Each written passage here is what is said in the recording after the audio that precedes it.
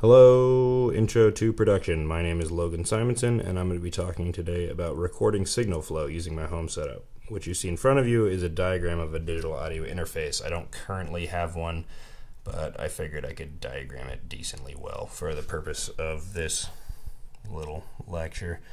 Here you have inputs, and in the inputs go XLR cables. This is actually the male end, so that would plug into the hole, or you can have 1/4-inch cables, which are both male ends, and that would plug in. And that depends on what kind of instrument you're trying to record. Also, you'll have input level knobs. Generally, you'll also have level readers, which you want to have like kind of a balanced level. You don't want to be overdriving your signal going into the device.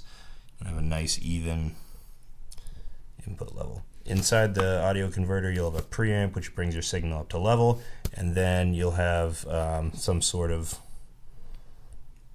I don't know, thing that converts your voltage to ones and zeros to make your MIDI signal. So you have MIDI output. That's this little cable. It'll plug right into the back of your device, and that takes you to USB and plugs and transports your brand spanking new digital information from your instrument into your recording software. Usually they'll also have headphone outputs and monitor outputs, which can go into monitor speakers, so you can monitor your levels depending on what kind of setup you're using. Output levels are also important. I'll have those kind of knobs. I was using a dual tube pre for a while by Art, and that had all kinds of little buttons to set your line level and change your phasing and stuff, which I didn't really get all that into, but that's the basics of that. When you're recording sound, it starts with a transducer, which are these. These are single coil pickups. They're different from the bar magnet pickups you'll see in like a Fender or Gibson guitar. They pretty much just convert the vibration of the string into an electrical signal voltage, which goes into your 1/4-inch output. Then that goes into your direct box, and that's a high Z, and it converts that high Z, which is like a kind of an intense voltage flow, into a low Z, which is like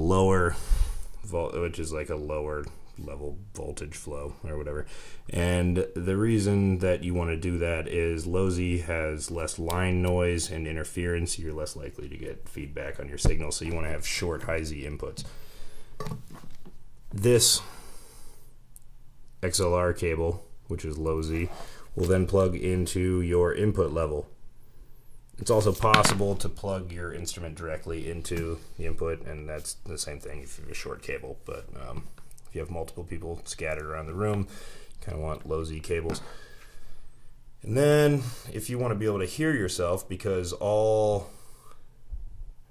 like digital recording programs are going to have a little bit of a lag, and you can have software so it's like not as noticeable, but software updates. But if you want to be able to hear yourself what you're doing live, you can plug your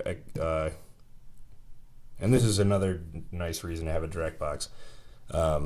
If you want to be able to hear yourself like live as it's happening in real time, you can plug your input into the XLR and then have your output running to an amplifier, which I have here, an old Caliphone record player that I'd like to use for that kind of thing. Just not having a PA system myself. I'm building my system from the ground up currently. So that's plugged into the auxiliary input, and then I have a speaker over here. And so I'll be able to hear that live, and then it'll be recording into the recording program. I use microphones a lot. You can plug your microphone into the input. I'll use 2 microphones most of the time because I like to run live vocal effects, and that's affecting my envelope. And the envelope is the sound that you're making. It's the attack, first of all, and then, what is it? Attack, sustain, decay, and release.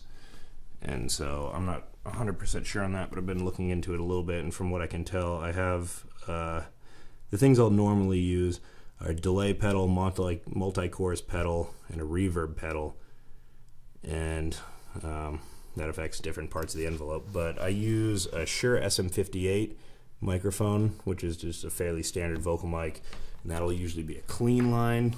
And then I'll use a Shure, what is that? I guess it's a Model 520DX, which is a dynamic harmonica microphone. And I have here the frequency charts for the harmonica mic, and then for the SM58 dynamic mic. And they look pretty similar, but as you can see, the SM58, the frequency in hertz goes from about 50 hertz to 1500 hertz. And so it's a pretty wide range for vocals. It peaks around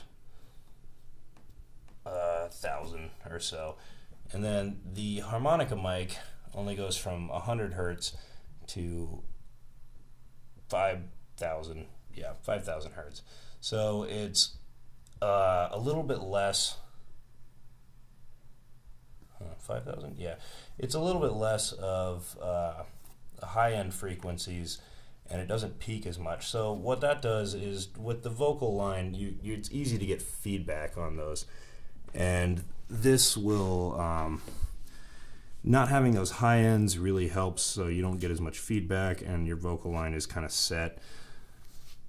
The harmonica mic also has a 1/4 inch output, which is high Z, and so it helps because you don't have to transition your signal flow so many times. I used to put the effects on my main line, and then every time you turn your pedals on and off, if they don't like stay on, some of the nicer pedals will always be on, and you'll have an even signal flow. But when you turn your pedals on and off, it changes your frequency flow. And then also, I would use, which I have in my bag here, I would use a converter, which is one of these. It's XLR into 1/4 inch, which changes your low Z to high Z. So every time you change your signal flow from low Z to high Z, it disrupts it a little bit, and you have more of a chance of getting feedback on your line. And then, so that's what I do for live vocals. Anyway, thank you very much for listening, and I'd appreciate some feedback if I got anything wrong there. Have a nice night.